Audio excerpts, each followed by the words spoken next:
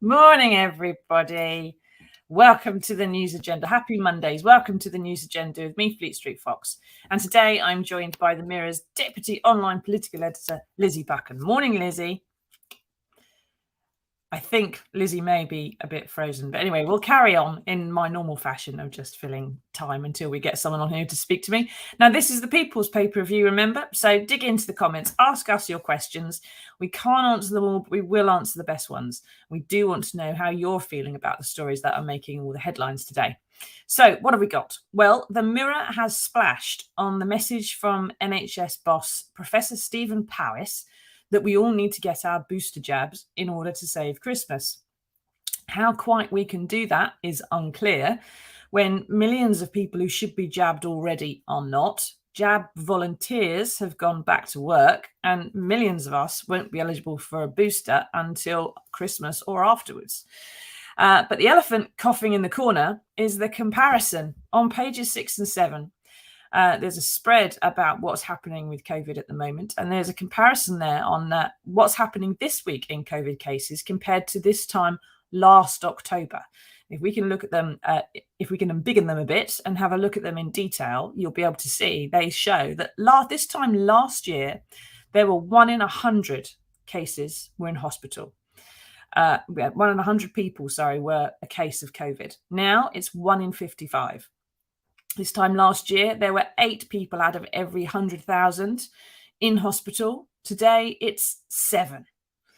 And this time last year, there were 138 deaths a day on average. Today, it's 193. So, hello, Lizzy, are you back? I think I'm back. Can you hear me? Yes, hooray. Sorry. That's all right. These things happen. So we were just saying, Lizzy, I was saying it as slowly as possible in order to wait for you to get back, that this time last year, there were 1 in 100 people had a case of COVID. Now it's 1 in 55. 8 people per 100,000 were in hospital. It's now 7. And daily deaths are higher as well at 193 against 138. Now, this looks to me like the start of a third wave. It seems to look the same to the NHS, to doctors, and to most politicians. But so why is Boris making the same mistakes he made with the previous 2 waves, which is to do nothing about it until it's too late? Yeah, the figures are starting to look pretty dicey, I think. And it's kind of remarkable, the level of alarm from the NHS, from the scientists, that sort of thing, that's been growing over the recent weeks, but particularly in the last 4 or 5 days, there's been, sage scientists, NHS leaders, that sort of thing, coming out being quite robust about the fact that they are really worried. The government appears to be very reluctant to kind of take any steps from the winter plan, to take any kind of mitigations at the moment. I think because they're basically betting the house on the vaccine rollout being the solution. So if you look at the winter plan that they published in September, we've heard a lot about the sort of plan B elements of it, but plan A, their main strategy, is basically to bank on the fact that vaccination is going to protect everybody. So they sort of assumed that everyone would just go out and get their boosters, and that everybody would, and all of the sort of 12 to 15-year-olds in schools would get their jabs. But that doesn't really seem to be what's been happening. And over the last couple of days, they've slightly had to ramp up massively the rhetoric around boosters, because no one was really going to get them. And an interesting element of the booster stuff as well is that GPs, who are so used to doing inoculations and played such a big role in the first rollout of vaccines, a lot of them have said, a lot of GP surgeries have said that they aren't prepared or able to do it because they've got so much other work to do.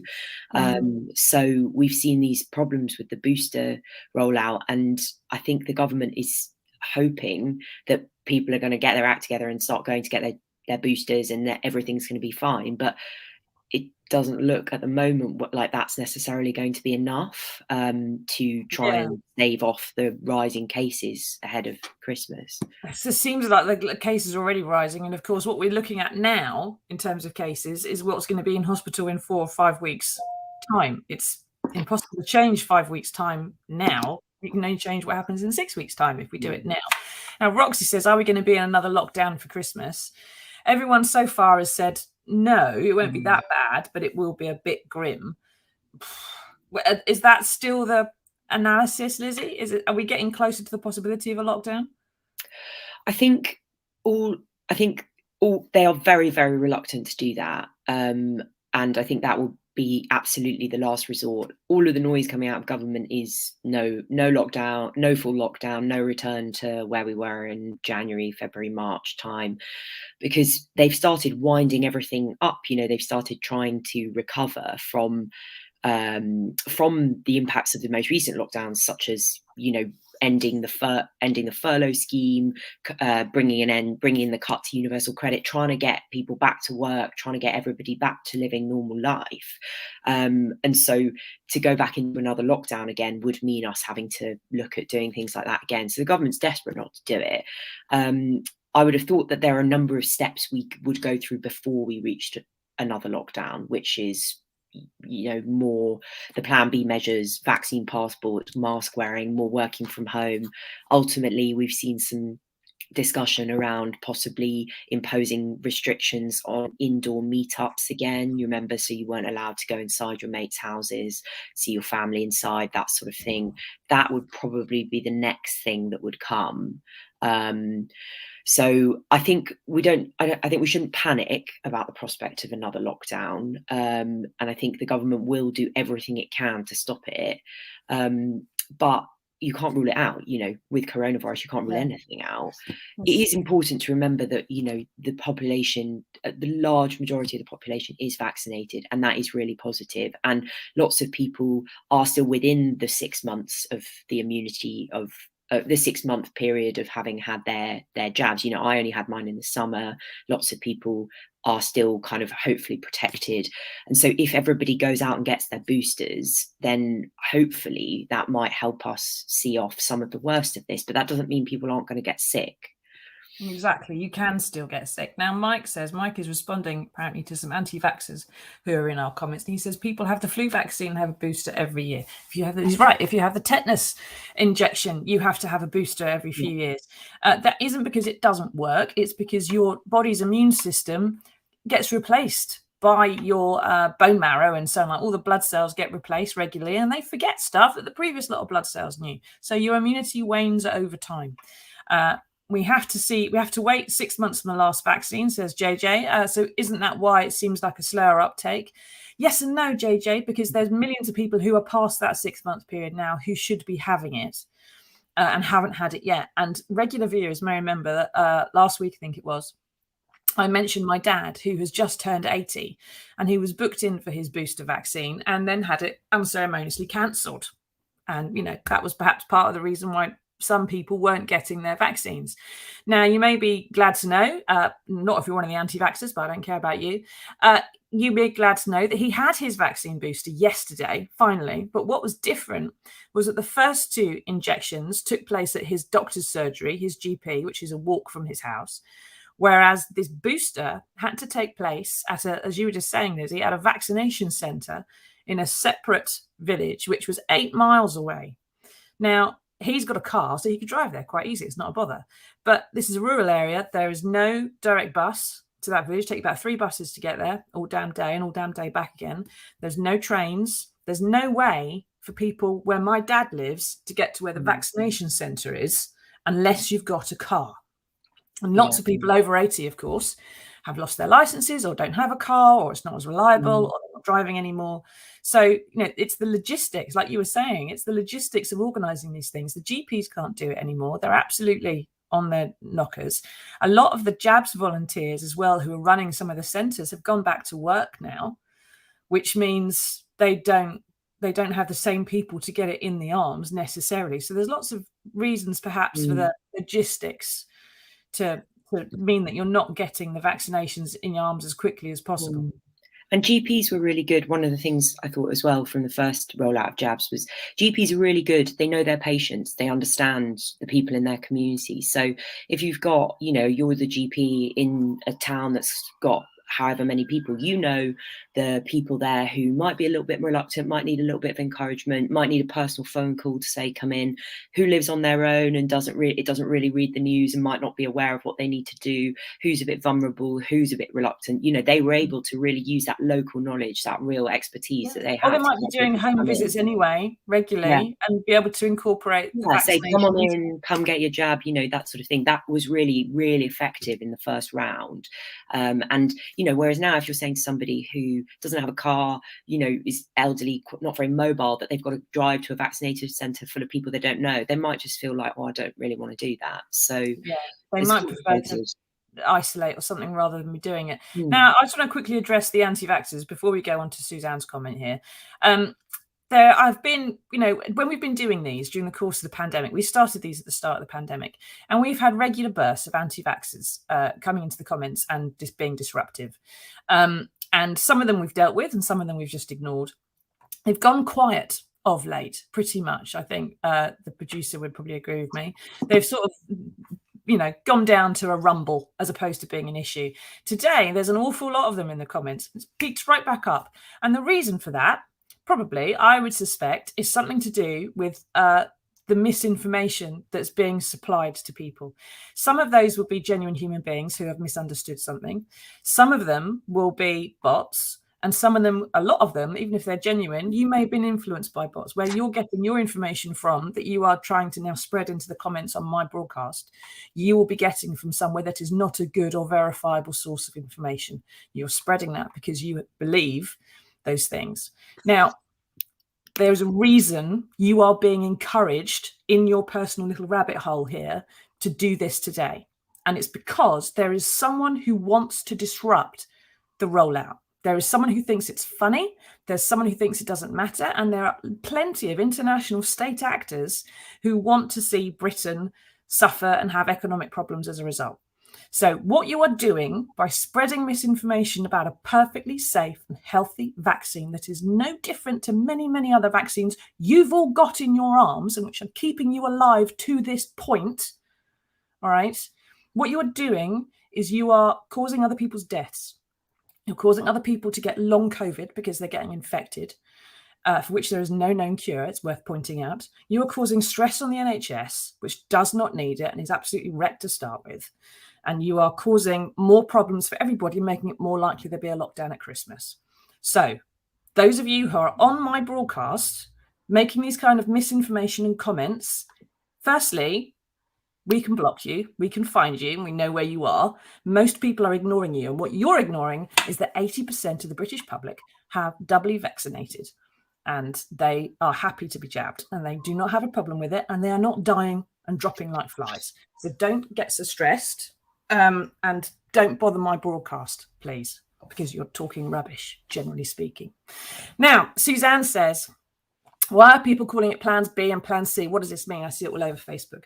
Plan B is the wearing of masks, isn't it? What we've got at the moment is plan A, Suzanne, I think, which is stuff it. Plan B is put on a mask and work from home. What's plan C? Lizzy.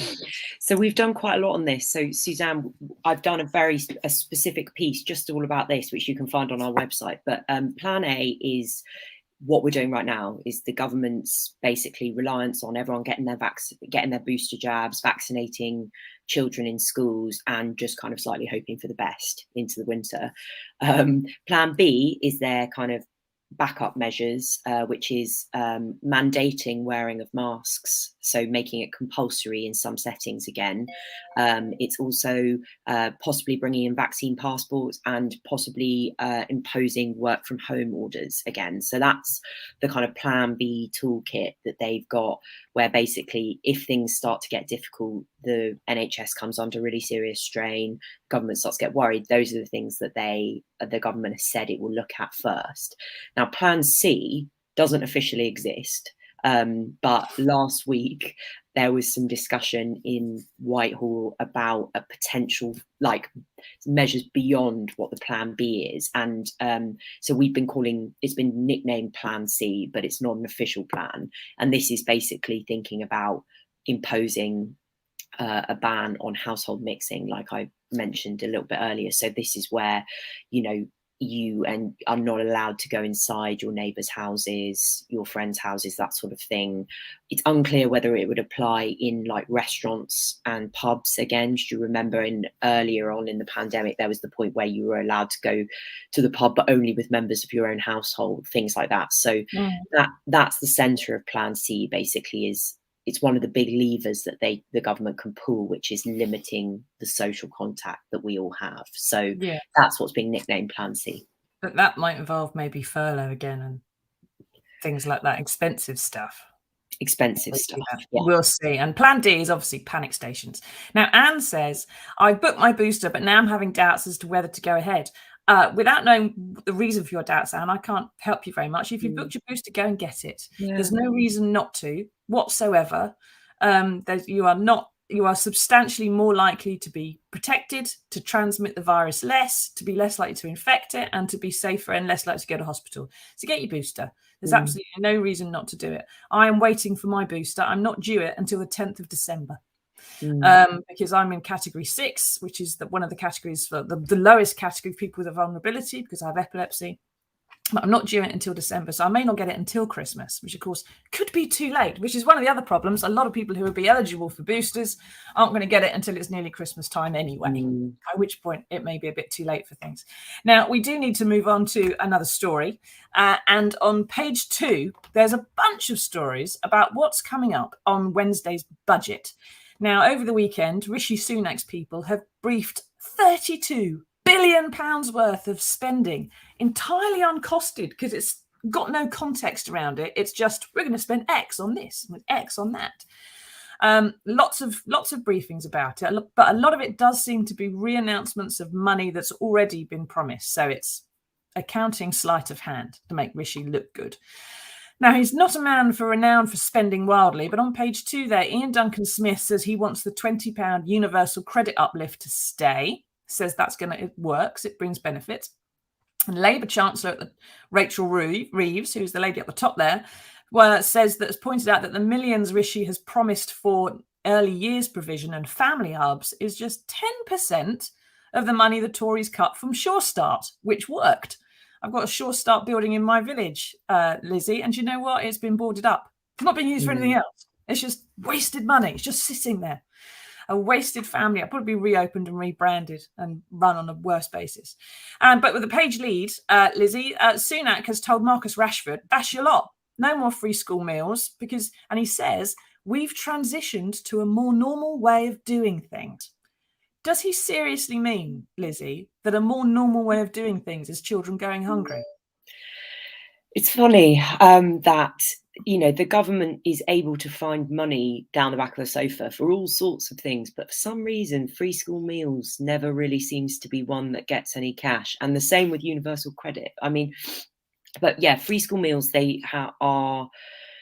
We've got Rish versus Rash, and they're basically resisting the calls that Marcus Rashford made alongside a number of like supermarket chains, food suppliers, to continue to feed vulnerable kids during the holidays. So what Rishi Sunak is saying is, look, in the past, we didn't do free school meals during the holidays. It was only during term time.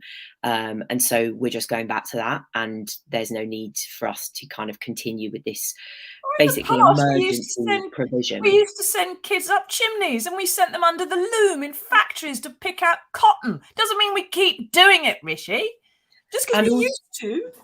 And also, there's like the pandemic is obviously not over, and also family finances have been hit so hard by the pandemic that I can't remember the exact most recent figure, but hundreds of thousands of children have become eligible for free school meals since the start of the pandemic, because their families have been hit so hard by lockdowns, by unemployment, by whatever, cuts to universal credit. Because another one of the things that Marcus Rashford has been calling for is to extend the threshold that children become eligible for free school meals, because at the moment your family income has to be less than £7,400 a year, which is really, really low, or receiving certain kinds of benefit. Marcus Rashford wants to raise it to 20,000, so that you would catch all of these families that are really struggling. If depending on how many children you've got, you're going to be in a really difficult spot. And so he's been calling for this for ages. The government is absolutely resisting it, and also making it clear that they don't want to extend any provision over the holidays, because we've had this thing. We had this thing called the COVID winter grant, which kind of over the last winter, which in half term and Christmas gave councils some money that they could use on free school meals. It's not the same as term time, but they were able to use some money to give families that were struggling support for food and other necessities like clothes and things like that. And then over the summer, we've had this holiday activities program where kids could go to school and do summer school and get food with it, get some, that sort of thing. But all of this stuff is coming to an end, and it doesn't sound like there's any cash for it in the budget. No, there's just cash for other things, not making having more press officers. Now, get into the comments, ask us your questions. What do you think about the chances of lockdown? Are you happy to get your masks back on? Have you booked a booster? Are you delaying booking a booster? Have you had your booster cancelled or delayed, or are you not able to get to the vaccination centre? Let us know. What do you think about free school meals as well? The government has given in to Marcus Rashford every previous time. How long is it going to be until they have to give in this time? Because I would say if it's happened 2 or 3 times before, it's probably going to happen again, whatever it might be. Let us know. What do you think about the anti-vaxxers as well? Do you think they should be prosecuted under anti-terror legislation? Because I do. Because what they're doing is fomenting fear and spreading illness and death and disease. I think generally people like Andrew Wakefield and David Icke should just be taken outside. And well, no, actually, they shouldn't be taken outside. What they should do, Lizzy, is be like The Walking Dead, right? They should find an island, put them all on it, and go, fine, all right, no vaccines for you. We'll come back in a bit, and we'll go back in 10 years and see how many of them are still alive. We can hang out together, yeah. Yeah, if they eat each other, I don't care. Now, we do have some good news for you, though, and here it is.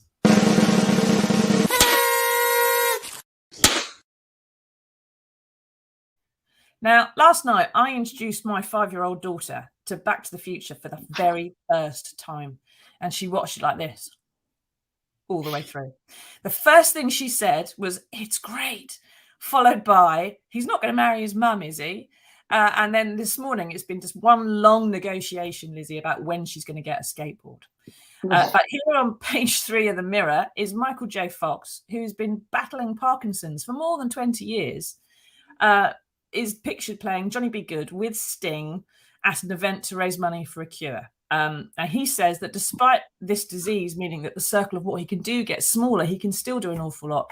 And here he is raising millions of pounds for charity to help other people and produce a cure that he's not going to probably get the benefit of. Now, Lizzy, I suppose the question here is, does this prove that repeated time travel not only keeps you looking young, because he hasn't aged much in 36 years, despite a deadly disease, he's doing very well, but he's also still the coolest man in the room.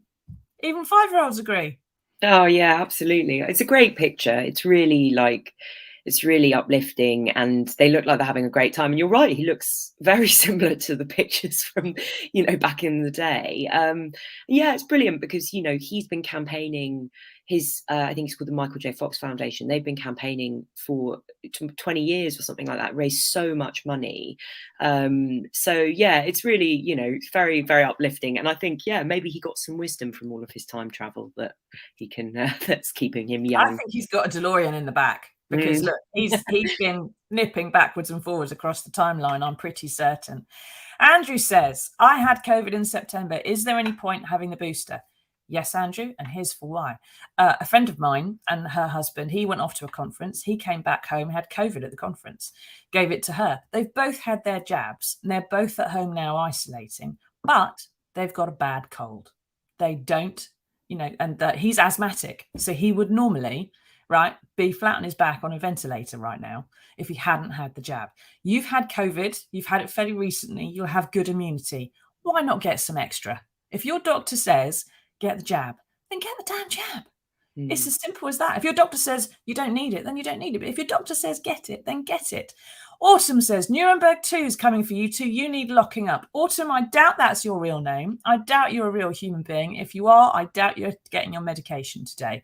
You need to go and see the nurse, and you need to get sorted out. There's an awful lot of misinformation that's coming from the anti-vax brigade, and they have changed their tone recently to be comparing people who are pro-vaccine to Nazis. And what you need to remember, Autumn or Vlad or whatever your name is that the Nazis were not pro-vaccination. Right? They not pro-vaccination. Definitely weren't. Yeah. No, they were very, very pro killing the vulnerable, killing people with epilepsy, euthanizing huge numbers of people because they were disabled, and then moving on to the Jews and the gypsies and the communists and the homosexuals. And what they also did very well is spread disinformation and lies. If Adolf Hitler saw Facebook, he'd be delighted, and he'd be delighted at what you're doing because it's a great job. Clear off my broadcast. We're going to block you and you're not coming back. We're not having that kind of crap on here.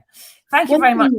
Sorry, I was just going to say one thing that's quite interesting. I always think with some of the concerns about vaccinations is there is no vaccine in the history of the world that has been as well tested as this.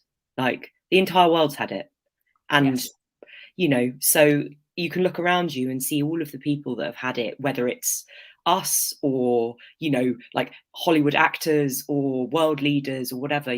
Everybody's having it, and everybody's pretty much fine. So yeah, I the number of bad reactions are very absolutely small. minuscule, as they are with most vaccines. A lot of understandable fear because it's been done quickly, but the reason for it being done quickly was because it was affecting the richest nations of the world. They threw the kitchen sink at it. It's amazing what can be done when the whole world wants something to happen and money is no object. Exactly. Right. And they were able to test it on thousands of people straight away because thousands of people, millions of people had the virus. You can't do that with Ebola because you're trying to restrict the number of people who've got it. So it takes years for an Ebola vaccine, or AIDS because you don't care because most of the people who have the illness are brown, so they didn't do anything about it.